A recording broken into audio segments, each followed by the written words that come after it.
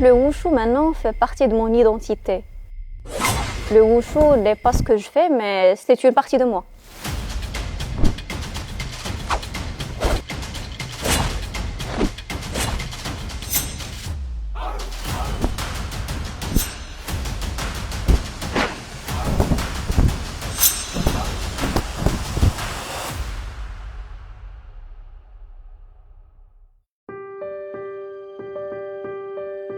Je m'appelle Hayat Nadif, je viens du Maroc. Maintenant, je suis étudiante en médecine et je pratique le wushu depuis que j'avais 4 ans. Quand j'étais petite, ma mère pensait que je vivais trop dans mon silence. Elle voulait que je joue avec les autres. Et par hasard, chez nous, il y avait une salle d'arts martiaux. Ma mère voulait que je m'y fasse des amis, mais elle pensait qu'au moins je pouvais me protéger. Au Maroc, mon maître est Monsieur Abdelrahman Estanari. Il est aussi connu sous le nom chinois Fei Long. Il est le président fondateur de la Fédération royale marocaine du wushu. C'est lui qui m'a initiée à cet art martial depuis que j'avais 4 ans. J'étais championne nationale du Maroc à plusieurs reprises et championne d'Afrique en taolu. Le wushu m'a conduite vers la Chine. Après toutes ces années de pratique et de compétition, je ressentais un besoin de vivre cet art dans son pays d'origine.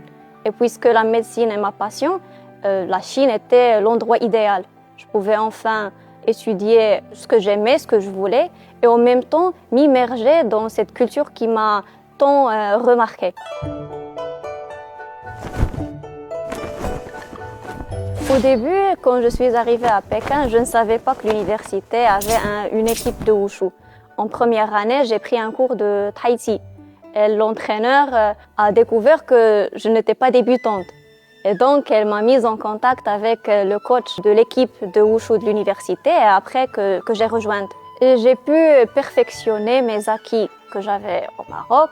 Et l'université aussi m'aide à balancer entre mes deux passions, l'entraînement et la médecine.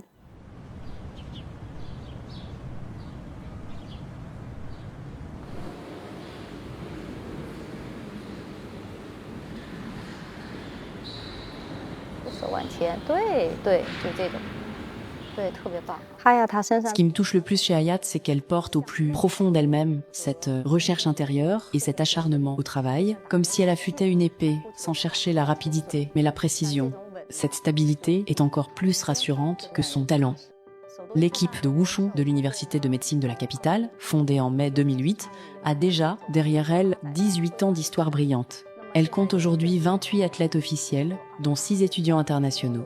Sur le plan pédagogique, nous encourageons le binôme sino-étranger. Cela aide à la fois pour la langue et favorise les échanges. Le rôle essentiel du wushu dans les échanges entre jeunes chinois et étrangers est d'offrir une plateforme de dialogue non verbal. Il permet aux étudiants d'échanger à travers les jeux d'attaque et de défense.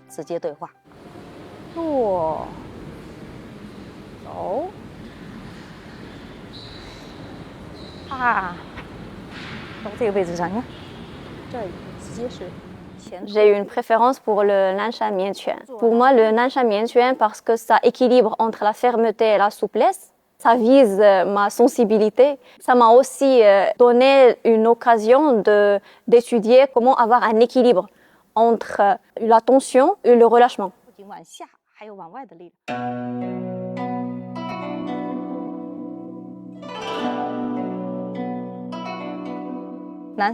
Le Nanshan Miantian est un style traditionnel d'arts martiaux chinois. Son essence réside dans l'harmonie entre force et souplesse, rapidité et lenteur.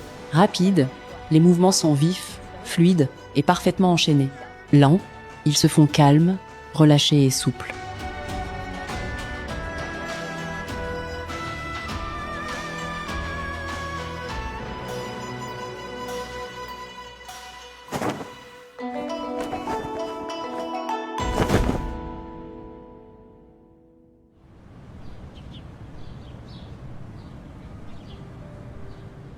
Je trouve que la médecine et le wushu sont toutes les deux une passion pour moi. Les deux nourrissent mon esprit et mon corps et je trouve que je ne peux pas vivre sans l'un d'autre. Le wushu et la médecine ont plusieurs points identiques parce que le wushu n'est pas seulement un art de combat, c'est aussi une médecine corporelle.